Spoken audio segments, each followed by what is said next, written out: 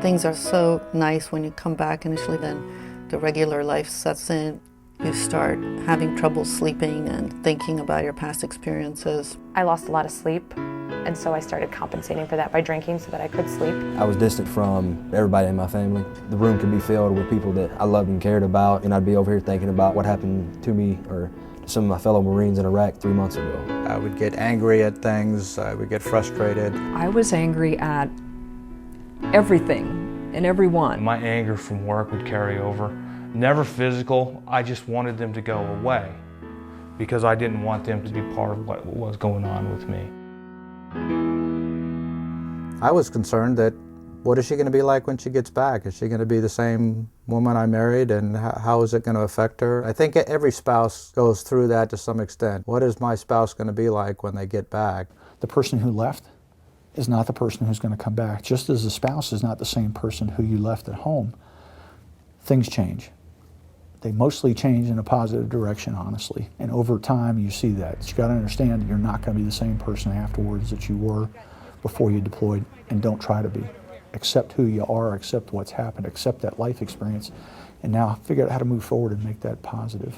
You're really trying to figure out what the new normal is for the relationship, and you've both grown, you've both taken on more responsibilities, and it's hard to get back to living as a couple again, and so it's recognizing that that's going to be the case, and you're going to go through that adjustment, and then figuring out how to communicate in a way that works for both of you.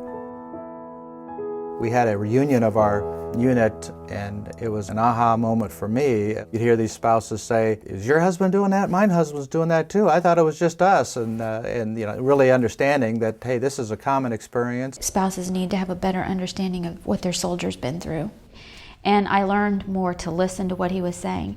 I was hearing stories from the beginning to the end, where before I just heard bits and pieces. And that made it easier for me to understand where his pain was coming from. I didn't throw all the gore and the ugliness in her, but I was able to tell her right up front when I came home, honey, here's 2 or 3 things that I've been through.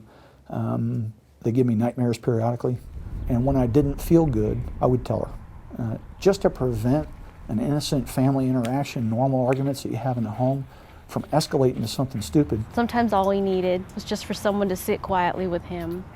And other times, he just needed to be left alone, then come out and rejoin the family on his own terms and on his own schedule. We never pushed, and I always explained to the children, you know, let's give Daddy some space today.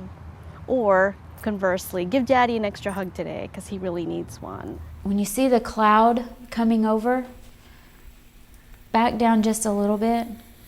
It's not that big a deal if he doesn't take the trash out. You did it for a year to 15 months. It's not going to hurt you to do it one more day. It's not that big a deal if he doesn't get the yard mowed when he said he's going to. Just give him time to work through it. They'll talk. They'll open up more. You just have to be patient. Initially, when I was getting ready to come back, I was very angry and was afraid of what I would face when I came back, people asking me questions, and I felt like I did not want to talk about it. I didn't want to talk to anybody. But then when I came back, I realized I really wanted to tell my story.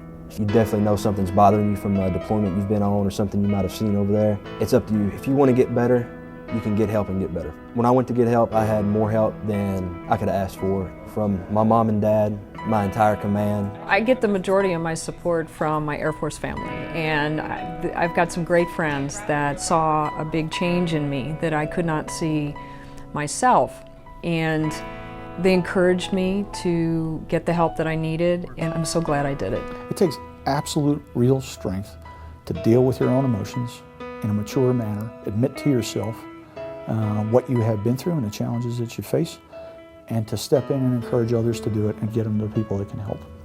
It takes real strength when families send their loved ones off to war, and to know that what you do at home is important in maintaining your health, your mental health, and giving them a soft place to land when they come home.